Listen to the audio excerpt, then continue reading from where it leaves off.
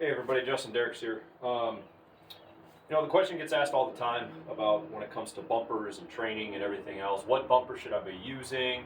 What size? What type? So on and so forth. So I wanted to do a quick little video on some of the different types of bumpers that are out there and some of the reasons that you might use those for different scenarios.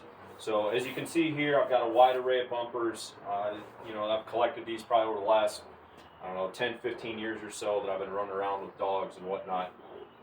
So I'm going to kind of walk you through them a little bit, tell you a little bit about each one and why we might use that one versus another. Talk about colors, why it's important, what we use those for, size, types of material, things of that sort. So we'll go ahead and we'll get started.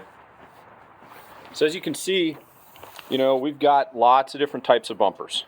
Okay, we got different sizes. We have the small puppy bumpers, all right, not much bigger than my hand. All right, then we start getting into the 3-inch, some of the 2-inch back here, 3-inch back top, and then we've got some of our bigger bumpers like our Dokins and our Avery ATBs.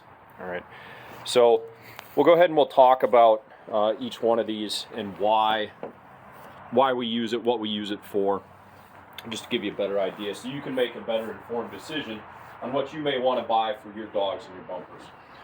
So when we talk about puppy bumpers, all right, we're talking about canvas bumpers, all right? They're nice and light, all right? Very pliable, very soft, all right? So it's great for those puppy teeth, all right? We have different colors. These particular ones are made by Avery. You got the total white here, you got the black and white, and you've got the orange, okay? Again, you can kind of hear it on the inside. All right, it's just got a little bit of a weight to it, but like I said, it's nice and pliable, great for those young little pups when you bring them home, 8, 9 weeks old, up until they start teething. These are great for throwing down the hallway, if you don't want to use a sock or whatever. All right, so those work great. Again, those are great for the puppies. Once we get a little bit further advanced, all right, and we actually can start using bumpers and whatnot, even once your puppy starts getting past the little canvas bumpers, you can actually move up to something like the little Avery Teal ATB bumper, all right? Nice solid plastic, okay? But it's a little bit bigger, got the feel of the duck. As you can see, the head's on a rope, so what it does, it prevents it when that puppy's shaking, all right? What it'll do, it'll kind of smack them a little bit, and it teaches them not to shake, all right? You got to be careful, especially with young puppies, because you don't want a negative association when it comes to that. All right, so just be aware of it. But they're nice, small little teal that you can use. All right. The first type of bumper that I'll usually use for a younger dog is I'll go with the little 2-inch bumper. Okay, you can use pretty much whatever. When you start throwing from the side, you're from here and pup's right next to you, and you throw it. Nice little small 2-inch bumper. These do not have a valve. There are ones that you can get with an air valve. I personally don't like those because the air valves can come out, they can leak, all right, things like that. But I like these plastic ones, all right? So again, you're looking at the 2-inch, something that the dog can get its mouth around. Yes, the puppy might grab it by, the rope or whatever and bring it back, or he might, cigar it like this. Don't worry about that, okay? But again, get something with a little bit of texture on it so the puppy can pick it up, all right, and bring it back to you. All right, there's a couple of different kinds of textures we have. We've got the knobs on these ones from Bird Dog Products, all right, and then we've also got the little V notches cut in here by the Avery. Okay, again, it's all just to help grip a little bit, all right, for the puppy. One's not really better than the other, but just know that they're out there. All right.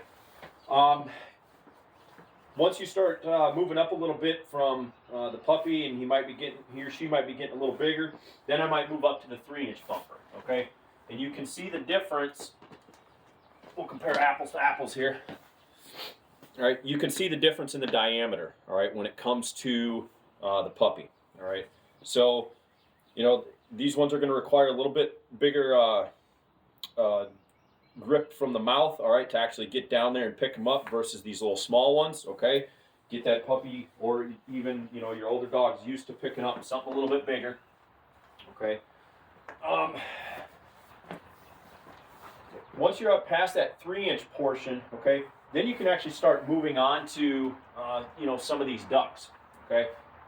You got the Dawkins. Okay, you've got some here that are made out of the foam.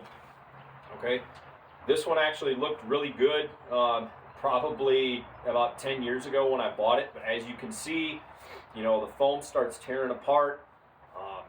You know, over time they start to develop a stink to them. Yes, you can inject these with scent and whatnot, but we're really not worried about scent when it comes to throwing marks. Okay, we want them to use their eyes, not their nose. All right. The Avery ATV bumpers, I actually like these. They're a little bit of softer plastic. All right, probably that EVA foam, and then they've got some foam on the inside to help them float. Again, it's got the head on the string, so if they go to shake it, it's going to smack them a little bit in the head. You know, something that we want to discourage. All right. When you're talking about the foam, again, the dog can actually sink its teeth into it a little bit, get a little bit better grip. Whereas the plastic ones, you know, they've got the raised little V notches on them to help grip them. You know, and then there's other things you can do too with your bumpers. You know, some of them, these canvas ones, they have wings on them. Some of them I will use specifically for scent, like this one I have labeled for pheasant. So if I'm going to do maybe some drags along the yard and I want them to get used to actually trailing a scent, you know, I'll use my specific ones because I put certain scents on them. All right. You can also put streamers on them to help them, especially if you're doing, you know, stuff at long yardage. You know, we're talking like field trial marks, you know, 150, 200 yard plus marks. You want those dogs to be able to see it and what it does. You know, you can see this from a long ways away. All right. The other thing you can do too is if you don't have streamers, you can go buy yourself some flagging tape, some white flagging tape. You can just stick it, you know, right on the back end, make you a nice little tail, just so there's some flutter action. All right. Talking about colors. All right. You'll see I've got a wide array of colors out here. The main ones that you're going to see are your all white, your black and white, your orange, and then you can also find solid black. All right. Each one of these colors has a purpose. Now, if you didn't know this already, the orange bumpers, we do not use these for marks. All right. What we use the orange ones for is running blinds. Okay. When it comes to dogs, they can't see orange the same way humans can. All right. It actually blends in with the grass. So that's what we'll use these for. When we are using or we're doing marks, we want to use either white or we want to use black and white, depending upon what it is that we're trying to accomplish. We have to take into consideration what's our background. Are we throwing it against the sky? Are we throwing it against a dark background? Those kind of things make a difference for the color that you select. Thus, the reason when I do my marks, I personally like using a lot of the times the black and white. This particular one, when it goes through, you can see it actually kind of flashes, so no matter if it's going against the dark background, or if we break the horizon and it goes up into the sky, then they still see the dark. So no matter what, that transition, the dog can see the mark the entire way out. All right. Some of the things I'll use for black. All right. I'll actually use this on water if I'm doing some casting drills, and I really don't want them to see where the bumper is. All right. I'll put the black ones out there because it blends in really well with the water, especially on the 2-inch. They don't float very high, and the dog won't see it until they get right on the top of it. All right, so that's just a little bit about colors. Okay, the other thing too is they just came out with these by Huntmark, these blue and the yellow. There was actually a study done at the University of Minnesota that dealing with the rods and cones in the dog's eyes, and they say that the dogs can actually see these and mark these better, the blue and the yellow, depending upon what the background is. I talked to a buddy of mine, and I'm in full agreement with him. If you have a non-marking dog, it's not going to matter. But one thing he has noticed, and I've noticed it with my dogs as well, is once the dog actually gets to the area of the fall, they do have an easier time with digging these out, in the thicker cover. So it's just, something to think about. They offer them in both a 2 and a 3-inch. All right.